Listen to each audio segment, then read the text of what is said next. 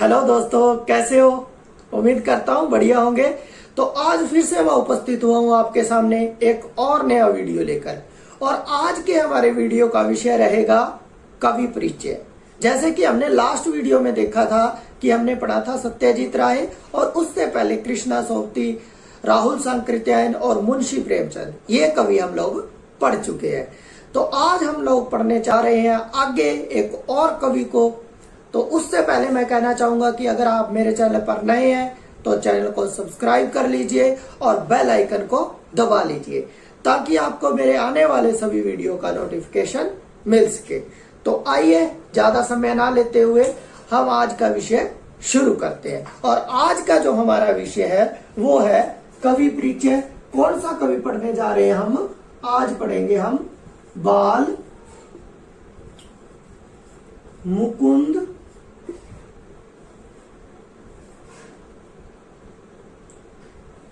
गुप्त। ठीक है, आज का जो हमारा कवि है वो कौन है? बाल मुकुंद गुप्त। तो इसके बारे में हम लोग पढ़ते हैं। आइए। बाल मुकुंद गुप्त, इसका देखो जीवन परिचय कि बाबू बाल मुकुंद गुप्त का जन्म 14 नवंबर 1865 ईस्वी को हरियाणा के झज्जर जिले के गांव गुड़ियानी में हुआ। तो 1865 आपने याद रखना अच्छे से। इनके पिता का नाम पूर्णमल गोयल था। मात्र 15 वर्ष में इनका विवाह रेवाड़ी की अनार देवी, इसको भी आपने याद रखना है, अनार देवी से हुआ। इन्होंने 8वीं कक्षा तक शिक्षा प्राप्त की, लेकिन पढ़ने में रुचि के कारण स्व अध्ययन होता है जो अपने आप अध्ययन करने से काफ़ी ज्ञान अर्जित कर लिया था। इसी ज्ञान के कारण कुछ विद्वान बाल मुकुंद गुप्त को भारतेंदु युग व द्विवेदी युग की कड़ी मानते हैं। कड़ी का मतलब होता है जोड़ने वाला। ठीक है, यानी भारतेंदु युग और द्विवेदी युग को जोड़ने वाली कड़ी के रूप में इनको जाना जाता है। गुप्त जी ने अपने जीवन काल में अनेक पत्र पत्रिकाओं का संपादन किया। सन 1907 में मात्र 42 वर्ष की अल्पायु में स्वर्ग सिधार गए। यानी छोटी सी उम्र में इन्होंने अपना जीवन में महत्वपूर्ण साहित्य रचा। यानी 1865 और 1907, ये दो तिथियां आपको अच्छे से याद रखनी है। चलो आगे अब देखते हैं इनकी रचनाएं क्या है। रचनाएं देखो कि बाबू बाल मुकुंद गुप्त मुख्य रूप से सफल साहित्यकार तथा कुशल संपादक थे। इन्होंने हिंदी के गद्य व पद्य दोनों में अपनी लेखनी चलाई। इनकी प्रमुख रचनाएं इस प्रकार है।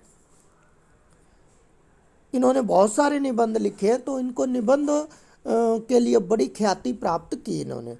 पहला निबंध देखो इनका, यानी जो प्रमुख है वो देख लीजिए कि शिव शंभू के चिट्ठे और खत, खेल तमाशा, ये तो इनके है निबंध संग्रह। निबंध संग्रह वो होते हैं जिसमें बहुत सारे निबंधों को इकट्ठा कर कर एक बुक के रूप में हम लोग हमारे सामने प्रस्तुत करते हैं। काव्य संग्रह, स्फुट कविताएं, प्रमुख संपादन अखबार चुनार, कोहिनूर, हिंदुस्तानी, हिंदी, बंगवासी, भारत मित्र, भारत प्रताप आदि, ये इन्होंने कुछ अखबार थे जिनका संपादन किया था। अब इनकी देखो साहित्यिक विशेषताएं कि बाल मुकुंद गुप्त जी के साहित्य में राष्ट्रीय भावना कूट कूट कर भरी हुई थी। वह गांधीवादी विचारधारा के थे और सत्य, अहिंसा, त्याग में विश्वास करते थे। फिर भी उन्होंने सामाजिक कुरीतियों, रूढ़ प्रथाओं तथा धार्मिक आडंबरों का विरोध किया है। इनके साहित्य में समाज सुधार की भावना भी यथोचित देखी जा सकती है। उन्होंने सामाजिक कुरीतियों पर अनेक व्यंग्य लिखे तथा नारी सुधार में भी अपना योगदान दिया। आगे देखो इनकी भाषा शैली और देखिए, वो भी देख लेते हैं। भाषा शैली में क्या है कि बाल मुकुंद गुप्त ने अपने साहित्य में सहज, सरल व प्रभावपूर्ण भाषा का प्रयोग किया है। उनके साहित्य में खड़ी बोली के साथ ब्रज भाषा का भी प्रभाव देखा जा सकता है। इनकी भाषा में अंग्रेजी, उर्दू, तत्सम, देशज शब्दों का अधिक प्रयोग किया है।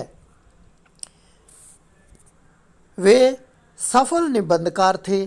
कविताओं में भी उनकी भाषा शैली अत्यंत सजीव, चुस्त एवं प्रभावमयी थी।